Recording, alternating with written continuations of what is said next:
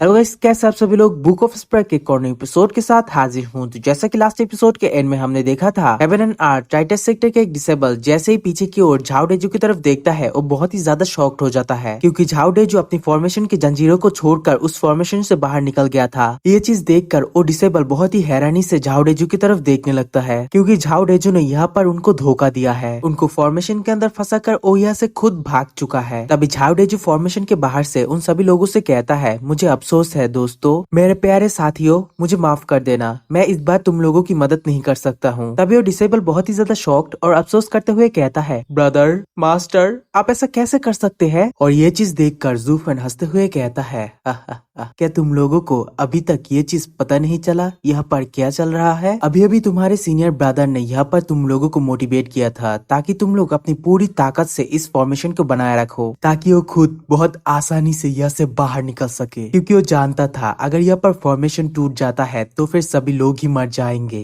अब देखो ये कितना ज्यादा अच्छा है, आप 9 लोगों ने उसके एक भागने के बदले में अपनी जाने दे दी है। सचमुच आप लोगों की मौतें बेकार नहीं गया है।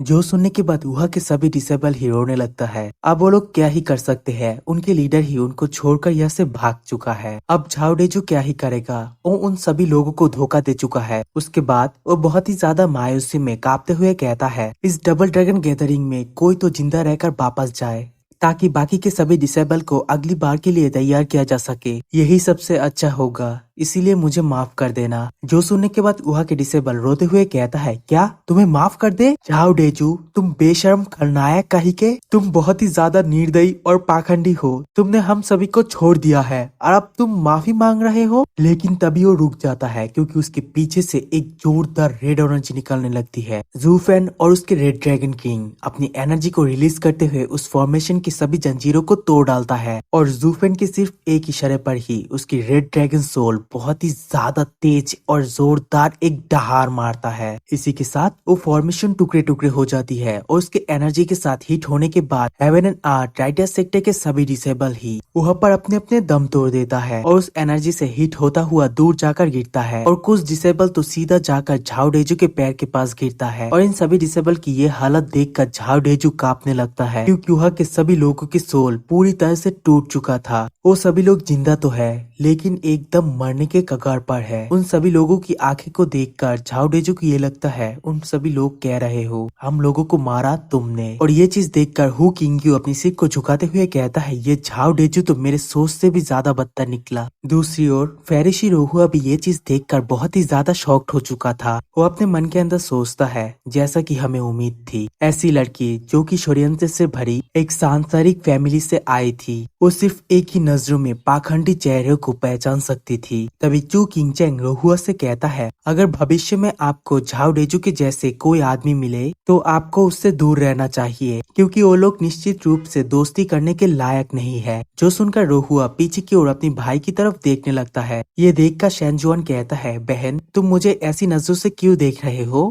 जो सुनकर रोहुआ कहता है, कुछ नहीं छोटे भाई, एक राइटियस आदमी को हमेशा ही लगातार अपनी आत्मा को सुधारने के लिए प्रयास करना चाहिए। सीधे चले और सीधे बैठे, आपको ये चीज एक चेतावनी की तरह लेना चाहिए। जो सुनकर शुआंगशेंग वहाँ से जाते हुए कहता है, ओ ठीक है। दूसरी ओर हमें झाओ डेजू की तरफ दिखाया जाता है, जो कि अपनी आदमियों की तरफ देखकर बहुत ही ज्यादा कांप रहा था। तभी वो अपने पीछे ज़ूफ़ेन को नोटिस करता है और बहुत ही ज्यादा शॉक्ड हो जाता है। और जैसे ही ज़ूफ़ेन वहाँ पर आकर एक स्माइल पास करता है, वो बहुत ही ज्यादा घबरा जाता है। वो जल्दी जल्दी कहने लगता है, रुको रुको, मैं हार मानता हूँ, तुम अब ऐसा नहीं कर सकते हो। मैंने यहाँ पर सरेंडर कर दिया है, तुम जीते और तुम्हारे पास दोबारा मेरे ऊपर हमला करने के लिए कोई कारण नहीं है। क्या तुम यहाँ के रूल्स को तोड़कर मुझे मारना चाहते हो। और वो बहुत ही ज्यादा घबराते हुए एल्डर से कहता है, एल्डर्स मुझे वापस ले चलो, हम हेवन एंड आर्थ टाइटस सेक्टर यहाँ पर हार को स्वीकार करते हैं। जो सुनने के बाद जज एल्डर उसकी तरफ एक नजर देखा, उन्होंने फिर गेट खोला और व्हाइट लाइट अंदर की ओर गिरा। इसी के साथ उन्होंने अनाउंस किया, हेवन एंड आर्थ टाइटस सेक्टर ने हार मान ली है तथा दोनों पक्षों को आगे लड़ने से रोक दिया गया है। अब कोई भी किसी के ऊपर हमला नहीं कर सकता है, और डीमन स्कीमिंग सेक्टर इस फाइट को जीत चुका है। इस वजह से उनको टॉप 3 सेक्टर में अब पदोन्नत किया जाता है। इसी के साथ वहाँ के सभी ऑडियंस जोर जोर से ज़ूफ़ेन के नाम के नारे लगाना शुरू कर देता है। वो सभी लोग ही इस फाइट को देखकर बहुत ही ज्यादा एंजॉय किया था। और दूसरी तरफ वेनेबल जैन खुश होते हुए कहता है,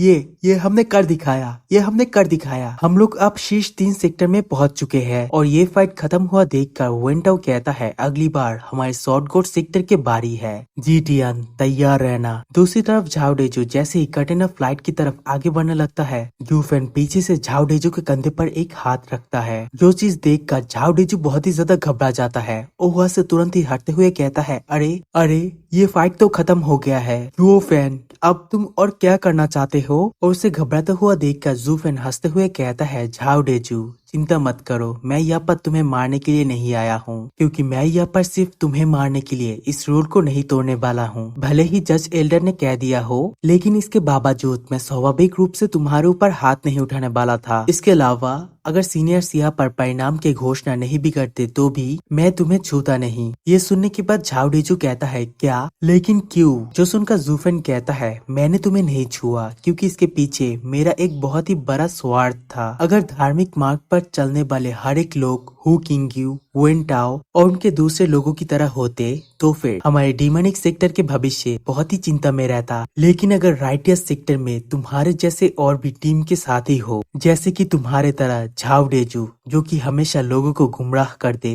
जरूरत के समय पर अपने साथियों को धोखा देते हैं और खुद से ही हारे हुए होते हैं, अगर ऐसा होगा तो फिर कुछ ही वर्षों में हमारे डीमनिक सेक्टर पूरी धरती को एकत्रित कर देता। इसलिए तुम हमारे भाग्यशाली सितारे की तरह हो। मैं तुमसे बहुत ही ज्यादा प्यार करता हूँ, इसीलिए मैं तुम्हें कैसे छू सकता हूँ? जाओ, जाकर सेक्टर में सभी लोगों को अपने जैसा ही बना दो। और फिर जोर जोर से हंसते हुए कंटेनर फ्लाइट को पार करता हुआ जूफेन वहाँ से चला जाता है। जबकि इस चीज को देखकर यानमो तो जोर जोर से हंसने लगता है। वो हंसते हुए कहता है, जूफेन, हालांकि तुमने मुझे पहले भी गंभीर रूप से घायल कर दिया हो, फिर भी मैं ये मानता हो तुमने यहाँ पर झाओ डेजू को छोड़कर एक बहुत ही अच्छा काम किया है। इस बच्चे को दोबारा heaven and art writers sector में जाकर परेशानी खड़ी करने दो और आखिर में पूरी राइटियस सेक्टर को उखाड़ कर फेंक डालो। अफसोस, ये चीज देखकर मुझे पहले से ही लग रहा है कि भविष्य में हमारी डीमनिक सेक्टर इस धरती के ऊपर तारों की तरह चमकने वाली है।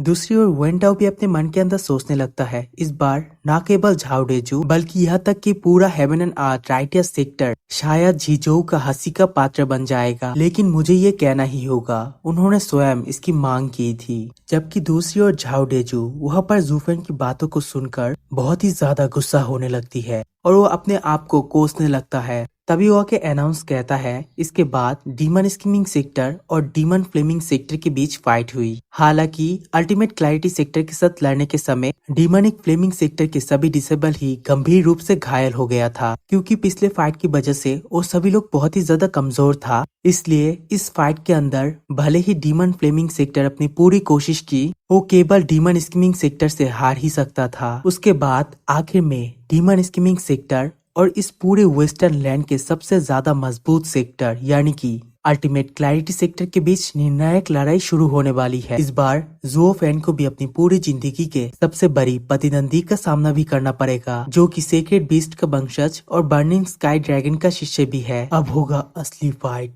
पत्तों का तराजू। सभी लोग ये चीज देखने के लिए बहुत ही ज्यादा देर से बैठा था। इसी के साथ ये वाले वीडियो यहीं पर ही एंड करूंगा। Good bye.